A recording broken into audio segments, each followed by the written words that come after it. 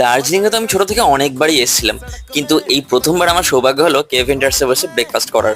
আগের শর্টসে তোমরা দেখেছিলে আমরা সকাল সকাল টাইগার হিলের সানরাইজ দেখে তারপর জাপানিজ টেম্পল আর পিস প্যাগোডা দেখে নিয়েছিলাম। এরপর আমরা ব্রেকফাস্টের জন্য চলে এলাম আমাদের সবার প্রিয় কেভ ইন্টার্সে।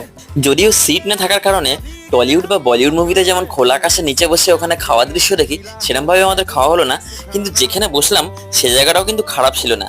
ঠিক সামনেই দেখা যাচ্ছে এত সুন্দর একটা অপরূপ দৃশ্য, আর ভিতরটা খুব সুন্দরভাবে বিভিন্ন ধরনের ফুল দিয়ে সাজানো ছিল। যাই হোক, চলো এবার তাহলে দেখে নেওয়া যাক আমরা ব্রেকফাস্টে কি কি খেলাম। পজ করে মেনুটা আগে চেক করে দেখে নাও, যাতে পরের বার গেলে চটজলদি অর্ডার করে দিতে পারো।